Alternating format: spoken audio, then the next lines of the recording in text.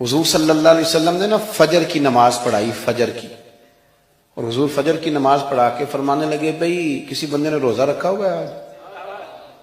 حضرت عمر کہتے ہیں رات کو میرا ارادہ تھا رکھوں، پر سویرے پھر میں نے گرا دیا، نہیں رکھا۔ حضور نے دوسری دفعہ پوچھا بھئی کسی نے روزہ رکھا ہے؟ تو حضرت صدیق اکبر نے ہاتھ کھڑا کیا، عرض کی یا رسول اللہ میں نے رکھا ہوا ہے۔ آپ حکم نہ دیتے تو نہ بتاتا، پر روزہ رکھنا بھی آپ نے توجہ دلائی ہے تو حکم بھی آپ کا بتاؤ تو بتا دیا۔ حضرت عمر کہتے ہیں حضور نے فجر کی نماز پڑھائی، فجر کی۔ دوسرا سوال پوچھا بھی کسی نے کسی بیمار کی تیمارداری کی ہے؟ تو حضرت عمر کہتے ہیں میں نے فٹافٹ عرض کی یا رسول اللہ ابھی تو نماز فجر پڑھی ہے، تو اب گھر جائیں گے تو تیمارداری کریں گے۔ تو حضور نے فرمایا عمر تو ذرا ٹھہر جانا، جلدی نہ کر، ٹھہر نہ ذرا، رک تو صحیح۔ تو حضرت عمر فاروق رضی اللہ تعالیٰ عنہ فرماتے ہیں میں چپ کر گیا۔ حضور نے فرمایا بتاؤ بھی کسی نے تیمارداری کی ہے؟ تو صدیق اکبر نے ہاتھ کھڑا کیا، عرض کی یا رسول اللہ عبد الرحمن بن عوف رضی اللہ تعالیٰ عنہ 2-3 دن سے نماز پڑھنے نہیں آ رہے تھے، رات میں نے پتہ کرایا تو پتہ چلا بیمار ہیں، اور حضور مجھے یہ بھی پتہ ہے وہ میرا یار ہے، مجھے پتہ ہے رات کو جلدی سوتا ہے پر تہجد میں ضرور اٹھتا ہے۔ تو حضور میں بھی ذرا فجر کے وقت جلدی اٹھا ہوں تو فجر میں آنے سے پہلے عبد الرحمن ابن عوف کی تیمارداری کر کے آیا ہوں۔ حضرت عمر کہتے ہیں میں نہ ہلکا ہلکا ڈھیلا پڑ گیا۔ حضور نے تیسرا سوال پوچھا، فرمایا کسی نے کسی مسکین کو کھانا کھلایا ہے؟ کھانا کھلایا ہے کسی مسکین کو؟ حضرت سیدنا عمر فاروق کہتے ہیں میں نے پھر عرض کی، میں نے کہا یا رسول اللہ ابھی تو فجر پڑی ہے، گھر جائیں گے کوئی چیز لیں گے تو کھانا کھلائیں گے۔ تو حضور پھر مسکرائے، فرمایا عمر تو ذرا ٹھہر نہیں جاتا، ذرا ٹھہرنا، ذرا نظارہ تو کرنا، گویا یہ شان صدیق اکبر کا جلسہ ہو رہا، ٹھہرنا۔ حضور نے پھر پوچھا بھی کسی نے کسی مسکین کو کھانا کھلایا ہے؟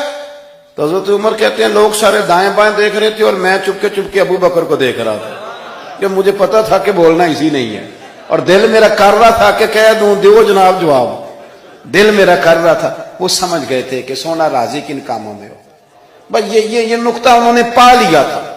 حضور نے فرمایا بتاؤ کسی مسکین کو روٹی کھلائی ہے؟ تو جناب سیدنا صدیق اکبر نے ہاتھ کھڑا کیا، عرض کی یا رسول اللہ سویرے اٹھا ہوں تو چھوٹا بیٹا بھی اٹھ گیا تھا، اور میرے وضو کرتے سنت پڑھتے ماں سے کہنے لگا بھوک لگ رہی ہے، تو ماں نے 2 روٹیاں بھی پکا دی۔ تو حضور ایک اس نے کھائی، دوسری اس کے ہاتھ میں تھی۔ جب ہم نکلے ہیں نا گھر سے تو دروازے پہ ایک فقیر کھڑا تھا، مسکین کھڑا تھا، کہہ رہا تھا رات سے بھوکا ہوں، کوئی دروازہ کھلنے کا انتظار کر رہا تھا، ابو بکر سب سے پہلے تیرا ہی کھلا ہے۔ تو حضور میں نا اس مسکین کو ایک روٹی کھلا کے آیا ہوں۔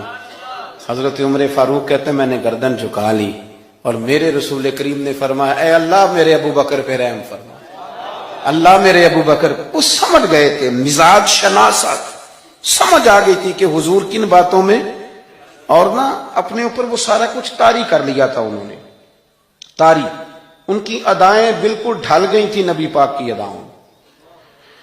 3 دن وہ غار ثور میں رہے تو ہمارے صوفیاء فرماتے ہیں کہ ان پر تجلیاں بھی پڑی محبوب کی معرفت کی۔ جب مدینے آئے نا نبی کریم کو لے کے، تو کچھ لوگوں نے حضور کی زیارت کی تھی، کچھ نے نہیں کی تھی، تو کچھ آتے تو نبی پاک کی دستبوسی کر کے بیٹھ جاتے، حضرت ابو بکر سے ہاتھ نہ ملاتے، اور کچھ صرف حضرت ابو بکر سے ہاتھ ملاتے اور حضور سے ہاتھ ہی نہ ملاتے۔ میری بات پہ توجہ ہے آپ حضرات کی؟ تو کچھ لوگوں کو نا شبہ ہونے لگا، وہ معاذ اللہ سمجھنے لگے کہ شاید یہی اللہ کے رسول ہے۔ حضرت صدیق اکبر، یہ کیوں شبہ ہوا؟ تو ہمارے محدثین فرماتے ہیں کہ ابو بکر صدیق بولتے بھی اس طرح تھے جو میرے نبی پاک کا طریقہ، بیٹھتے بھی اس طرح تھے جو رسول پاک کا طریقہ۔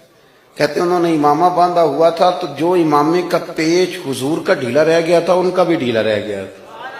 اس طرح اپنے آپ کو مزاج میں ڈھالا تھا، تو من شدی من تو شدم، میں اس طرح ڈھالا تھا مزاج میں، اس طرح کے کوئی فرق ہی نہیں نظر آتا تھا۔